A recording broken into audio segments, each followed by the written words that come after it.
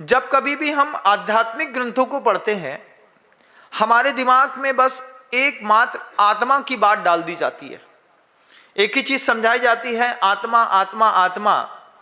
लेकिन आचार्य कहते हैं इस कर्म सिद्धांत के साथ अगर आत्मा नहीं समझी तो फिर आत्मा बड़ी घातक सिद्ध होती है। शरीर को हे मान लेना, शरीर को बिल्कुल भी बीबस्त पूती छई ताप कमचा, ऐसी भावना कर देना, उसके बारे में हमेशा असुचि समझना, इतना भी निकृष्ट नहीं है ये शरीर।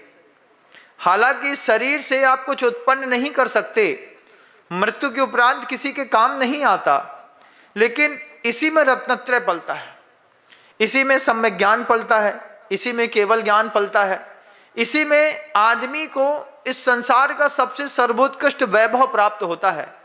और कई लोगों को यह भी प्राप्त नहीं होता। कितने जीव ऐसे हैं संसार में। जब कभी भी आप डिस्कवरी देखेंगे, डिस्कवरी में देखिएगा, जो दुनिया देखती है वो मत देखिए। डिस्कवरी में देखिए कि दिखने वाला हर प्राणी संगी पंचेंद्रिय है। संगी पंचेंद्रिय प्राप्त पर्याय में वह आहार के निमित्त से कितना भटकता है। गिरगिट है, 1000 सांप एक गिरगिट के पीछे पड़े हैं। गिरगिट जान बचाने में लगा है, सांप भूख मिटाने में लगा है। यहां पर आचार्य कहते हैं कि जिंदा रहने के लिए क्या क्या खा करके, किस किस पर्याय में, कैसे कैसे हमने अपने प्राण बचाए हैं, एक बार महसूस करो। अंतर्मन में शब्दों को जियो, सिर्फ जिंदा रहने के लिए। क्या क्या नहीं खाया होगा, किस किस पर्याय में। वेल मछली है, मुंह फाड़ती है, सैकड़ों मछलियां उसके पेट में चली जाती है, बंद करती है, वहीं पिस करके बाहर हो जाती हैं। शेर होता है, कितनी सारी चीजें फाड़ देता है, खा लेता है, नष्ट कर देता है। नहीं भी खा पाता है तो बड़े से बड़े हाथी मार देता है। शेर के पंजे में वो ताकत रहती है। एक केसरी सिंह होता है जिसके गले में केसर के रंग के जैसे बाल होते हैं, उसको केसरी सिंह कहते हैं। जब वह हाथी के उस मस्तक पर उछल करके एक पंजे से प्रहार करता है तो उसके एक पंजे में इतनी ताकत होती है कि हाथी की अंदर की हड्डी के 1000 टुकड़े हो जाते हैं। इतना मोटा मजबूत हाथी और एक सिंह, लेकिन उसमें इतनी ताकत है, वो पूरी ताकत से जब हाथी के मस्तक पर वार करता है तो यहां पर जो 2 कुंभ स्थल दिखाई देते हैं, मटके के समान 2 इधर से माइंड जैसे दिखाई देते हैं, उसके 1000 टुकड़े होते हैं हड्डी के।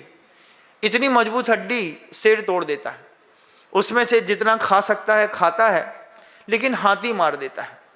जिंदा रहने के लिए कौन कौन सी पर्यायों में क्या क्या खाया होगा, कैसे कैसी आहार वर्गणाओं को हमने स्वीकार किया होगा, कैसा कैसा हमको किस किस पर्याय में शरीर मिला है, ये सब बोधि दुर्लभ भावना के अंतर्गत आचार्य महाराज अपने उस मंत्री मुनिराज को बार बार समझा रहे हैं। सोचो, जब वो सोचने के लिए गुरुदेव कहते हैं तो वास्तव में सोचता है इंसान। देखते हैं चिड़िया कितनी प्यारी है। पहली बार चिड़िया की क्रूरता भाग्योदय के मंदिर के बाहर देखी। ठंडी का समय था, चिड़िया वहीं पर घूम रही थी। लाइट के जो बिजली के वो जो कीड़े होते हैं छोटे छोटे, जो रात में टर टर करते हैं ना, झिंगुर कहते हैं उसको, वो जो कीड़ा टर टर करता है, चिड़िया जो है पौधे के पत्तों के बीच में वो झिंगुर छिपे हुए थे, उसमें से निकाल करके उसको पट पट करके 4 बार पटकती, और पटक करके जैसे ही वो मर जाता तो चुपचाप खा लेती। 1 2 3 4 5 पता नहीं कितने कीड़े चिड़िया मेरे देखते देखते खा गई। छोटी सी चिड़िया, नन्ही सी चिड़िया, प्यारी सी चिड़िया, लेकिन जिंदा रहने के लिए कीड़ा खा रही है। सोचो, गौरैया है, जितने भी उड़ने वाले पंछी हैं, इनको भी सुकून नहीं है। आपने वो दृश्य नहीं देखा, मैंने वो दृश्य देखा।